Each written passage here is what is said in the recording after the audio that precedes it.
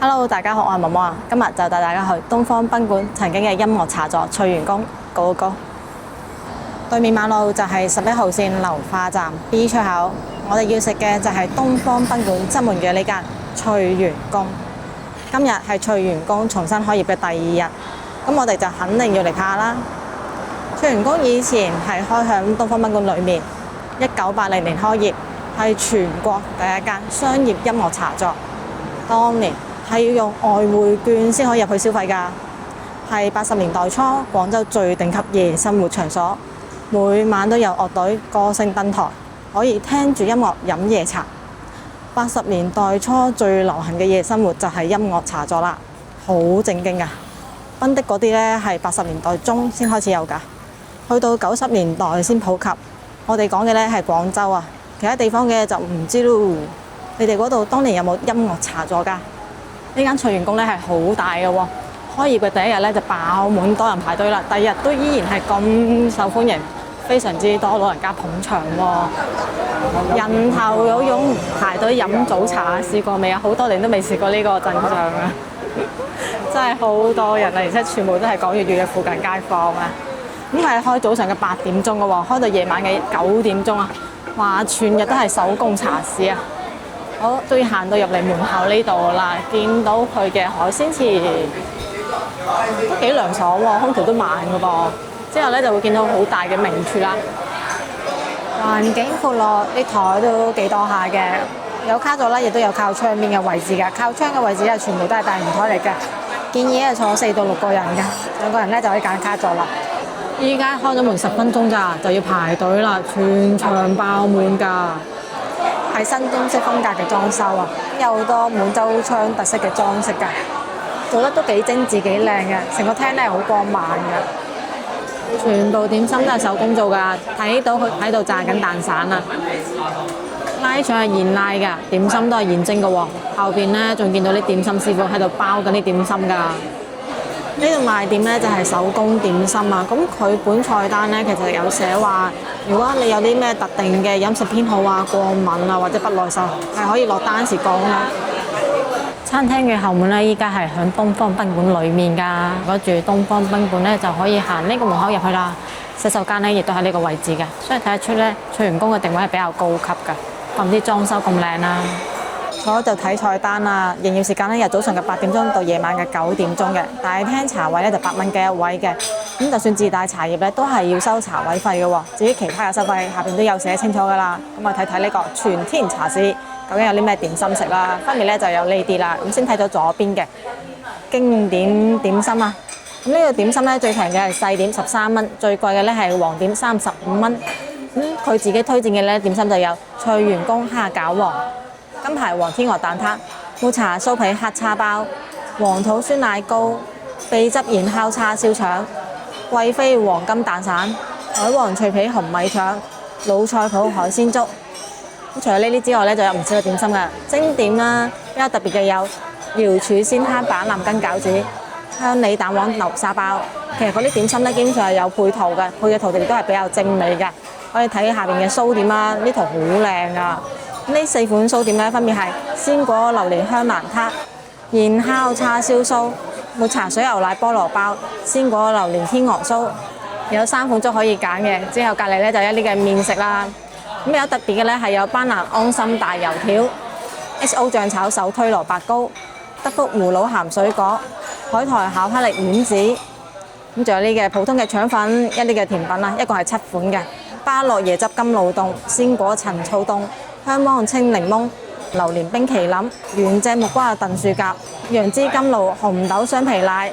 11點鐘之後咧就開始供應菜式㗎啦。開胃前菜咧一共有6款嘅，價格咧由18蚊到49蚊，一共咧係有7款燒臘可以揀嘅。分別咧就係燒鵝啦、香茅脆皮乳鴿、冰燒3層肉、秘製黑毛豬叉燒同埋白切雞嘅。佢呢度魚生咧自己有推薦嘅喎，順德魚生特價28蚊一斤嘅，可以做到一魚幾食添㗎。咁除咗呢頁之外咧，後邊都係有菜式嘅，可以睇埋落嚟。佢有個海鮮池喺度，所以有唔少嘅海鮮菜式㗎。可以睇到啦，佢啲菜咧其實主要係由43蚊到78蚊之間嘅。呢度咧亦都係有3款燉湯可以揀嘅，仲有啲粵式炒菜㗎，仲有啲名貴菜式添啊。時蔬類嘅話咧就由38蚊到45蚊。主食嘅話咧就由36蚊到46蚊，咁仲有啲飲品酒水可以揀嘅，咁就睇完咗佢菜單嘅啦，可以去落單咯。依家早上11點鐘之前埋單咧係有個7.8折嘅喎，不過其實全日咧都有個8.8折㗎，所以咧就吸引咗好多街坊過嚟啦，成場都係人。參加收藏打卡活動仲可以免費獲贈紅豆雙皮奶或者係檸檬茶㗎，免費嘅點解唔參加下啫？正餐時間嚟食海鮮係有好大力度嘅優惠㗎，由7折打到去5折啊，好抵食啊！而且種類咧比較多㗎，當然更加多嘅種類咧就可以去海鮮池嗰度睇啦。煲仔牛腩豬腸粉7.8折之後咧係25蚊7毫4嘅咋，份量咧係大嘅噃。你睇到有好多嚿牛腩㗎，下邊仲有豬腸粉添啊！咁配咗一碟仔嘅辣椒醬㗎，上到嚟咧好似熔岩咁樣，好滾熱辣㗎。好新鮮喎，好正喎，聞都有香味㗎。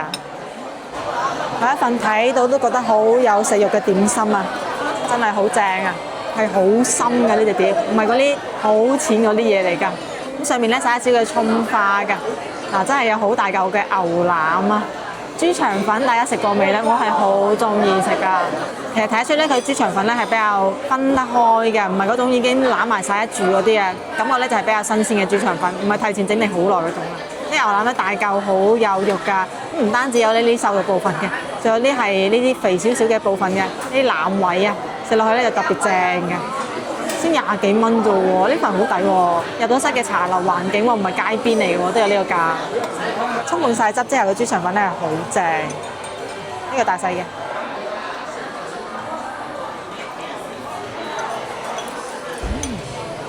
係好食嘅豬腸粉喎，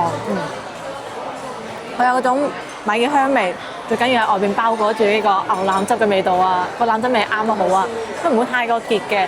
但係已經足夠香濃，而且你有啲咁多嘅辣味喺度，好吊起條韌喎，冇明顯嘅藥材味啊，嗰種已經熬到好香、好純嘅味道嚟㗎啦，融為一體嘅感覺。之後咧試下佢呢個牛腩啦，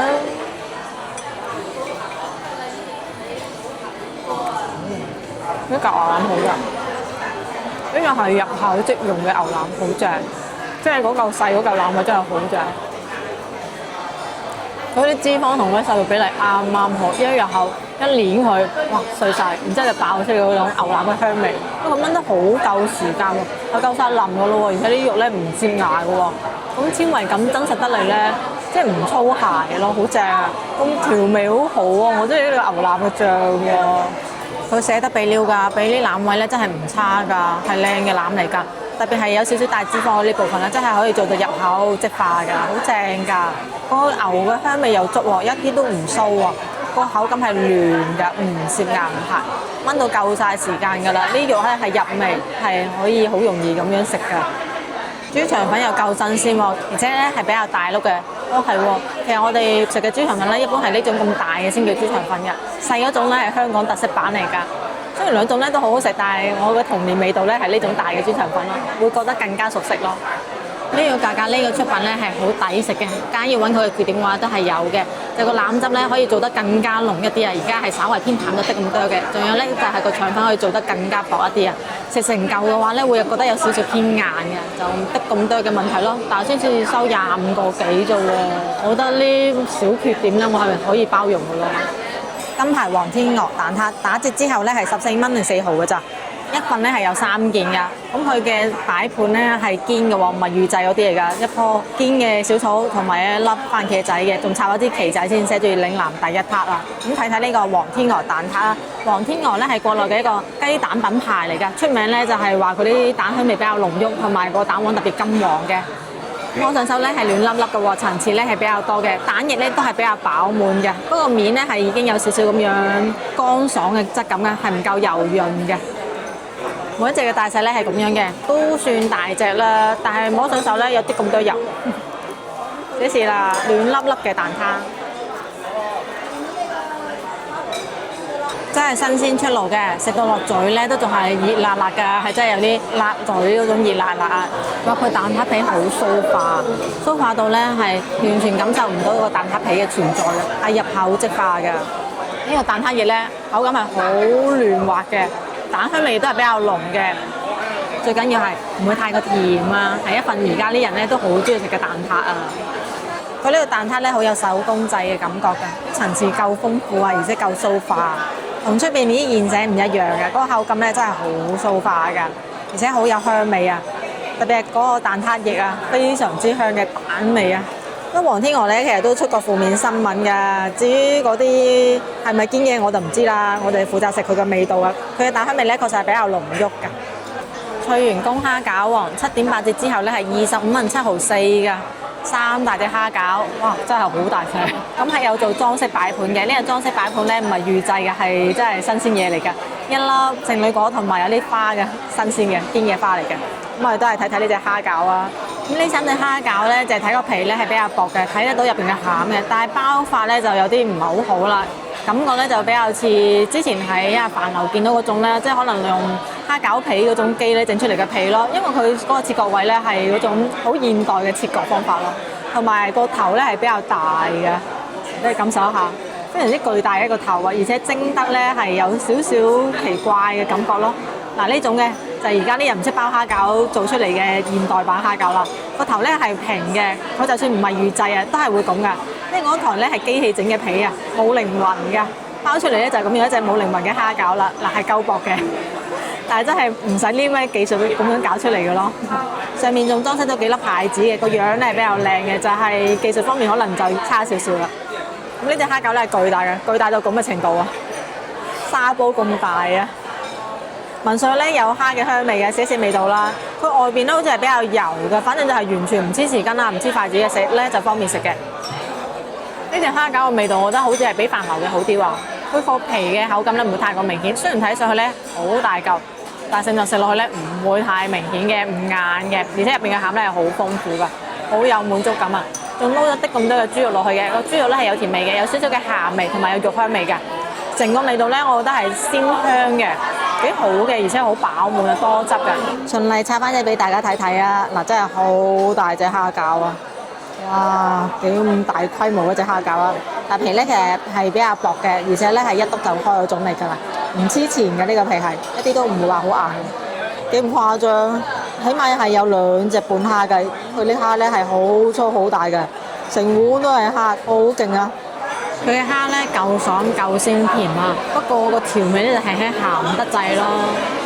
睇到佢嘅皮咧係有嗰種糊嘅感覺嘅，但係食落去咧其實質感幾好嘅，應該係個粉嘅比例咧調得比較好啊，所以咧就食落去唔會話太過硬啊，或者太過黐啊，質感咧係過得去㗎。因為呢種包法咧就會令到個頭呢度咧太過厚啊，所以都係會有少少明顯嘅口感㗎。但係總體嚟講，我覺得影響咧係唔會話有飯樓嗰隻咁大，因為飯樓嗰個皮咧係真係差到有少少誇張。而家咧要揾一個堅嘅師傅，好似比較難喎，全部都係咁樣嘅。啲新手仔包得慢啊，或者係包得唔夠好啊，所以咧就要借助機器嘅輔助，出嚟咧就呢種效果。哇！如果再冇人咁樣好好傳承嘅話，遲下連蝦餃啊都冇人記得係以前嗰個樣啊，以為呢種就係蝦餃㗎啦。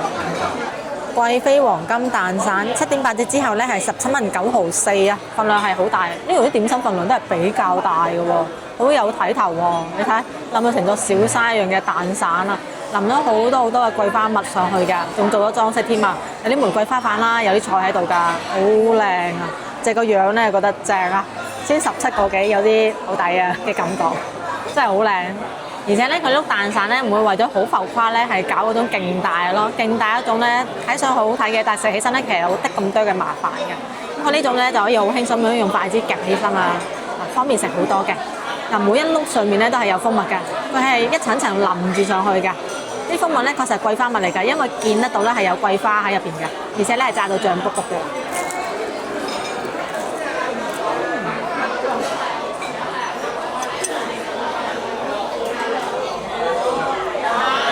酥點都做得好好喎，佢夠晒酥化喎，一啲都唔慘口喎，唔會太過硬啊。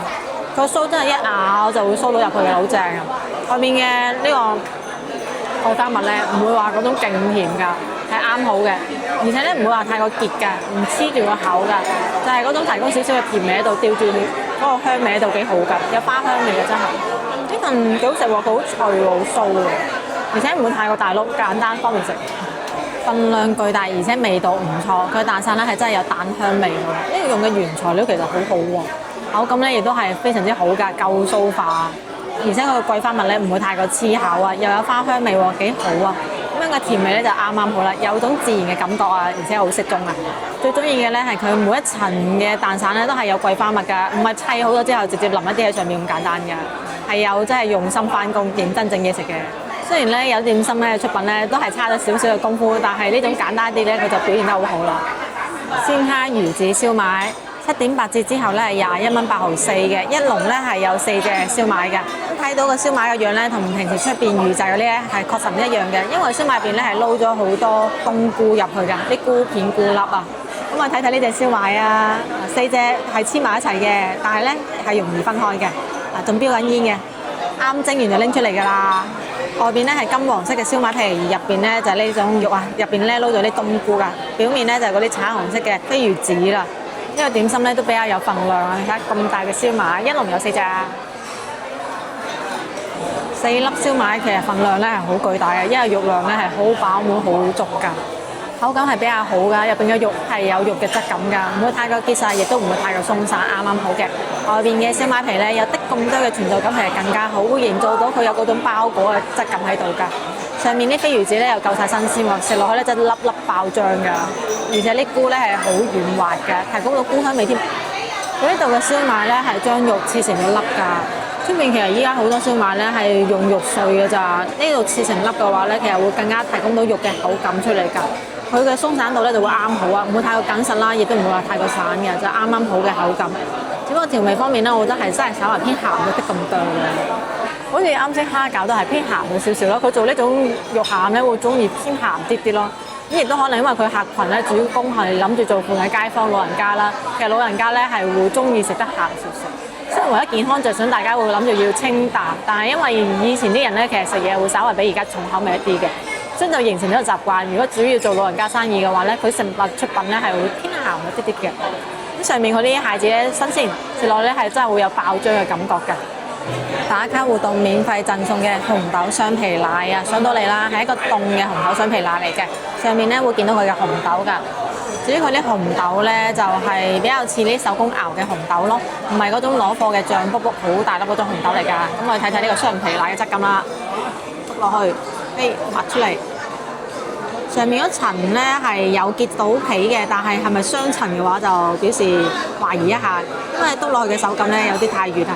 但係下面嘅質感咧係好單好啫喱感嘅，好正。而且咧下邊係暖白嘅，上面咧有少少黃嘅，確實係有做到層皮嘅感覺喺度嘅。打卡就贈送嘅都幾有份量啦，嗱真係好單啊！咦，好似食咗咁多間打卡贈送嘅雙皮奶之中，呢間係最有水準嘅喎。嗰個奶香味好濃喎，而且好純喎。嗰上面嘅皮咧，雖然睇上去好似有少少薄啊，但係食落去咧會有啲咁多嘅質感喺度㗎，造成咗有個唔同嘅口感層次喺度嘅，幾好喎！最緊要係個奶香味真係好正，試埋佢啲紅豆啊！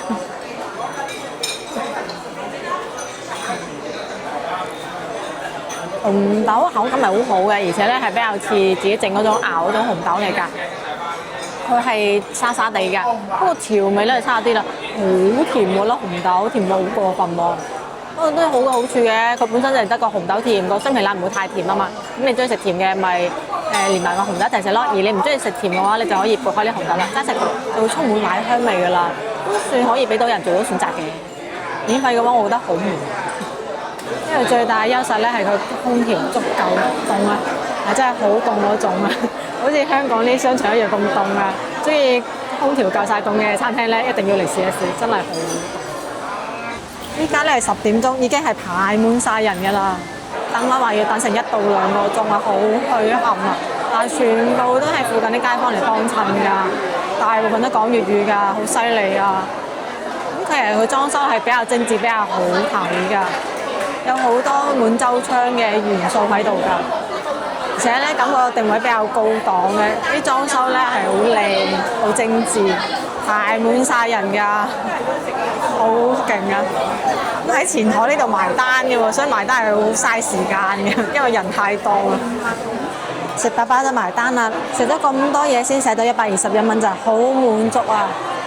呢餐食得幾滿意啊！我覺得係性價比比較高㗎。以前呢度咧附近係有流化會展中心，所以其實一直住喺呢度附近嘅人咧係唔少㗎，但就缺少呢種咁嘅茶樓咯。咁而家多一間咧，仲要出品唔算差，價格仲要比較低嘅，我覺得係好有競爭力、好有性價比㗎。